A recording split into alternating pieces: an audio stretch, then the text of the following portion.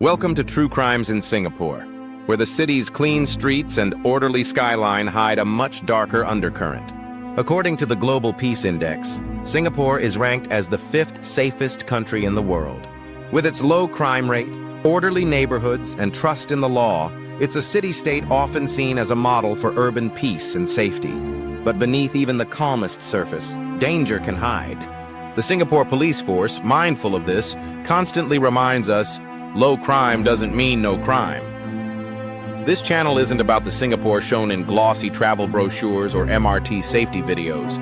This is the Singapore where horror unfolded behind closed doors, where evil hid in plain sight, where some of the most chilling crimes in Southeast Asia were committed right in our own backyard. Every week, we revisit real cases, some infamous, others long forgotten, from ritual murders and serial killers to unsolved disappearances and cold-blooded betrayals. Told with respect to the victims, backed by fact, and delivered without sensationalism.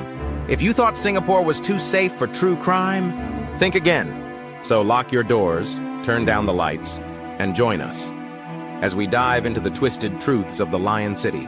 This is True Crimes in Singapore. Today, we revisit one of the most shocking and haunting cases in the nation's history. A story of manipulation, murder, and madness, right in the heartlands of Toa Payoh. It began on January 25, 1981.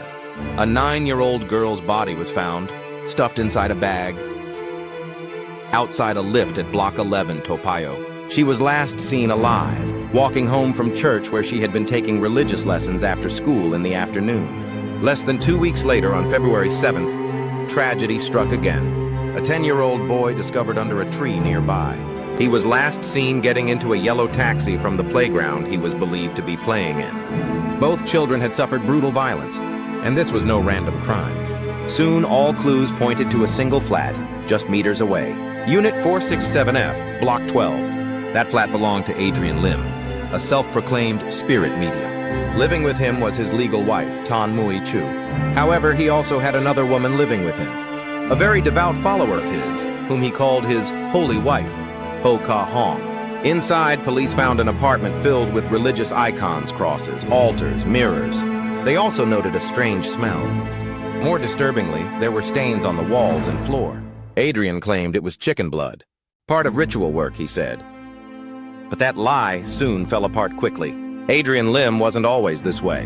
Born in 1942, he once worked as a technician at Rediffusion. But in the 1970s, he turned to spiritual practices. Using sleight of hand and so-called healing rituals, like the egg and needle trick, he convinced vulnerable clients, especially women, that he could remove curses or banish bad luck. In reality, that was all a facade. Adrian used this spiritual mask to control, abuse, and frighten his followers. When police began to close in on him for unrelated offenses, he chose a horrifying path: to create a diversion. He told his partners that sacrifices were needed, that dark forces needed appeasing, that the police would be misled. But there was nothing spiritual about what came next. It was cold, it was calculated, and it was evil. The 9-year-old girl was reportedly lured after religious class. She was drugged, mistreated, and killed in the bathroom of the flat. Her body was packed into a rubbish bag and left to be found. Days later, they did it again. The 10-year-old boy was taken to the same flat, sedated, restrained, then killed. Despite attempts to clean the flat, blood had seeped through to the corridor, and that led the police straight to their door. What investigators found inside stunned even the most seasoned officers. There was no remorse. All 3 suspects confessed. Adrian calm, almost pleased. The case captivated the entire nation.